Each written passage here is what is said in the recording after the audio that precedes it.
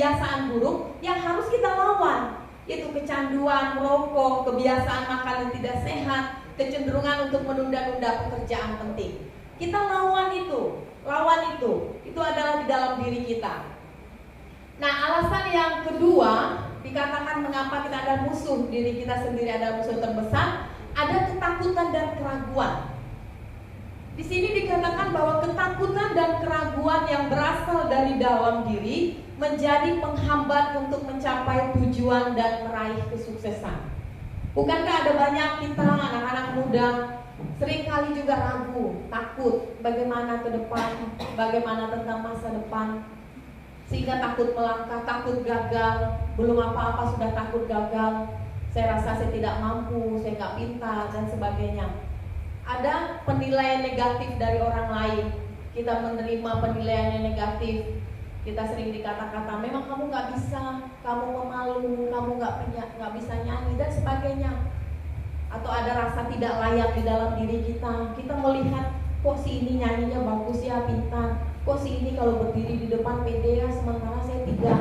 Kok si ini dia banyak ya, bisa nari, bisa nyanyi, bisa main musik, sementara saya tidak. Ada banyak perasaan tidak layak. Itu adalah ketakutan dan keraguan di dalam diri kita, dan itu harus kita lawan. Yang ketiga yaitu kurangnya motivasi dan disiplin. Nah, motivasi yang utama itu adalah dari dalam diri anak-anak muda. Boleh orang tua, guru, kawan-kawan itu memotivasi kita, tetapi yang paling utama itu adalah dalam diri kita. Memotivasi diri bahwa untuk kita berhasil, untuk kita maju, untuk kita punya pikiran positif. Kurang disiplin diri, tadi di dalam yang poin yang pertama juga sudah disampaikan, yang menunda-nunda ya.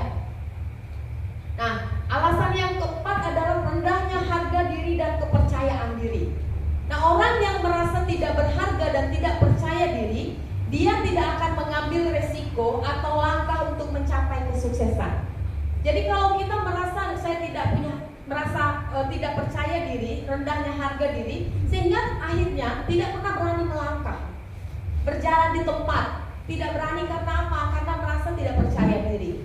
Nah, ini adalah 4 alasan tadi mengapa bahwa diri sendiri adalah musuh terbesar. Dan hari ini, pada malam hari ini, kita diingatkan bahwa tak kala kita jadikan Yesus sebagai sumber pertolongan, maka kita akan mampu melawan musuh. Musuh itu adalah apa tadi? Musuh itu adalah diri sendiri. Nah, seperti gambar ini ya, menembak diri sendiri. Itu yang harus kita lakukan. Nah, anak-anak muda yang diberkati dan dikasihi oleh Tuhan kita Yesus Kristus, sekarang kita pertanyaannya, bagaimana kita cara melawan diri sendiri yang benar? Di dalam Mazmur 108 tadi ayat yang ke-13 sudah dikatakan bahwa sia-sia penyelamatan dari manusia. Kata sia-sia yang saya garis merah itu. Dan di dalam Yeremia 17 ayat 5 dikatakan, beginilah firman Tuhan, terkutuklah orang yang mengandalkan manusia, yang mengandalkan kekuatannya sendiri, dan yang hatinya menjauh daripada Tuhan. Nah, jadi anak-anak muda yang diberkati dan dikasihi oleh Tuhan kita Yesus Kristus, jadi kita dapat menyimpulkannya bahwa bagaimana kita cara yang benar untuk kita melawan diri sendiri. Yang pertama adalah kita harus andalkan apa? Kita libatkan Yesus. Dalam kata sia-sia penyelamatan dari manusia itu artinya bahwa kita libatkan Yesus. Karena apa? Karena di luar Yesus itu adalah sia-sia. Nah, dari Yeremia 17 ayat 5 kita dikatakan bahwa orang yang mengandalkan manusia itu dikatakan terkutuk. Katanya terkutuk. Jadi siapa yang terkutuk itu adalah orang yang mengandalkan manusia, pribadi yang mengandalkan manusia. Yang kedua, yang terkutuk itu adalah mengandalkan kekuatan sendiri. Yang ketiga adalah hatinya menjauh dari Tuhan. Nah, kalau kita hari ini, kita ada di tempat ini, kita katakan bahwa saya memang pintar, saya mampu, saya percaya saya mampu. Itu artinya kita andalkan kekuatan kita sendiri. Kita boleh percaya diri, tetapi yang kita harus tahu, kalau Tuhan izinkan, bahwa kalau Tuhan berkehendak, saya akan mampu mencapai cita-cita yang Tuhan inginkan dalam hidup kita. Itu adalah kita andalkan Tuhan. Nah, tetapi sebaliknya di dalam Yeremia 17 ayat 7 katakan, diberkatilah orang-orang yang mengandalkan Tuhan, yang menaruh harapannya pada Tuhan. Jadi yang diberkati adalah orang yang mengandalkan Tuhan, dan yang kedua adalah orang yang berharap kepada Tuhan. Nah, sekarang pilihannya ada di kita.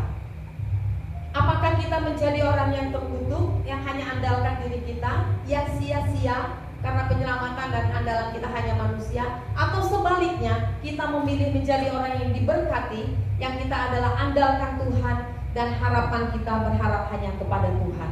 Dan tentunya kita semua adalah memilih orang yang akan diberkati. Kita hanya mengandalkan Tuhan dan menjadikan Yesus sebagai sumber pertolongan kita untuk melawan, mengalahkan musuh-musuh tadi yang adalah diri kita sendiri.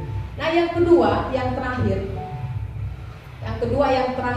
apa yang kita dapat ketika kita menjadikan Yesus sebagai sumber pertolongan? Yang kedua adalah di dalam Mazmur 108 ayat 14 tadi, yaitu dengan Allah akan kita lakukan perbuatan-perbuatan gagah perkasa, sebab Ia sendiri akan menginjak-injak para lawan kita.